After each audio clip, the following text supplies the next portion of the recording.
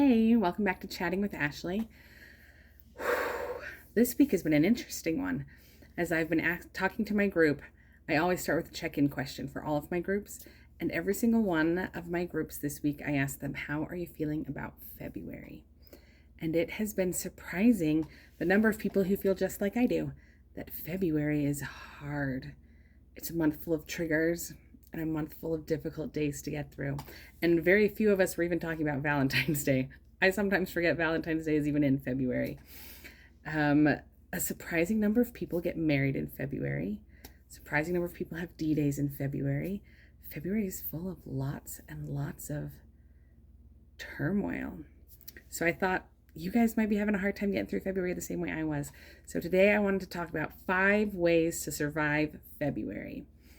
My first way comes from my very first year of needing to survive February. Thankfully, I had a counselor who told me that I got to be in control and that it was okay for me to make plans to ensure that I would be okay.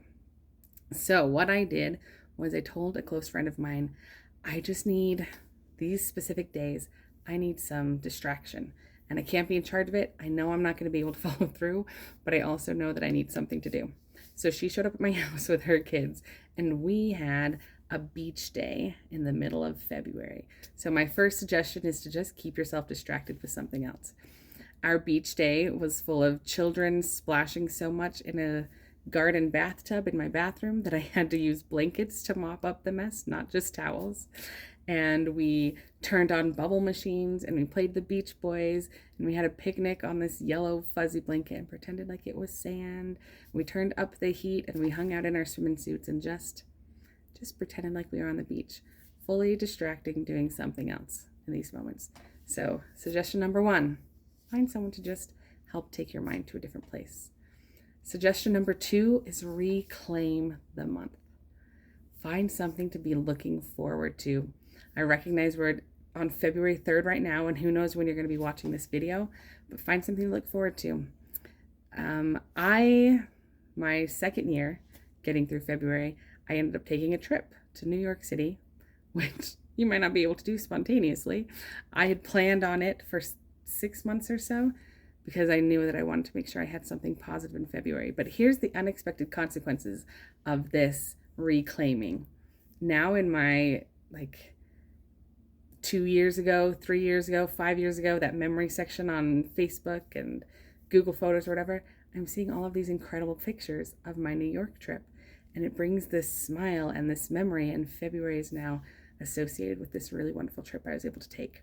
So suggestion number 2, reclaim it. Put something positive in to be looking forward and to look back on with that positive memory as well. Suggestion number 3, find a reason to celebrate. You have made it this far. You've come through hard things, so celebrate yourself and what you've done and where you're going and the work that you've done and that you're going to be okay. My anxiety wasn't nearly as bad 3rd year in, and that was my reason to celebrate. I just went, you know what? I've done this and I'm going to be okay. And anytime I talked about February, even though my shoulders were tight, my back was hurting, my stomach was a little sick, I had my headaches. I mean, even though I had all of my anxiety stuff, knowing that I had survived hard things and could celebrate my small wins gave me the motivation to have small wins. And I celebrated them all the time. Suggestion number 4 is rebrand February. Rebrand it. And what I mean by this is last year at the end of February, my mom's birthday is in February. And we were talking and I said, I just hate February. And she said, but February is the best month.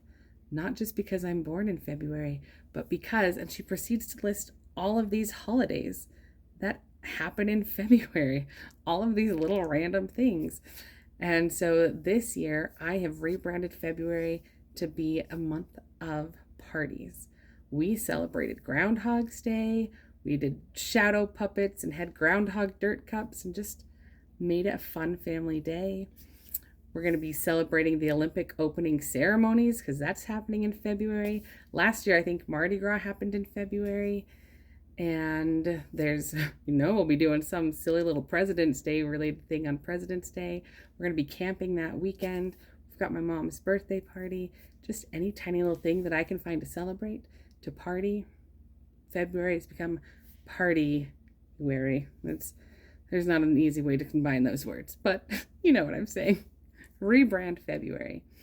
I'm consciously making an effort when I say February is the worst to go, no, it isn't.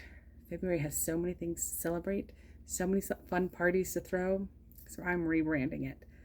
And then suggestion number 5 is to figure out what feels right for you, which I realize is kind of a cop-out one, but I feel like it's important to say, just because these are the ways that I've gotten through February doesn't mean it has to be the way that you get through it, but you can and you will get through it.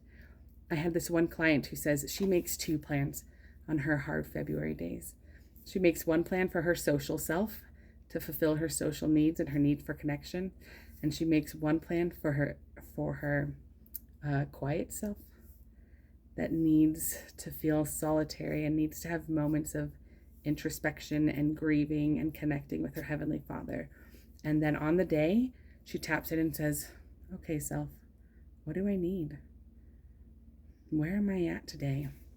And it doesn't matter which one of those it is. If she needs to buffer, or if she needs to make multiple plans, or if she needs to grieve, if you need to do any of these different steps, that's fine. Connect with yourself. Find out what it is that you're really needing, and then give yourself a chance to do that this February. February is the month where you honor yourself, and you honor your emotions, and you give yourself permission to do whatever you're feeling like can add your peace.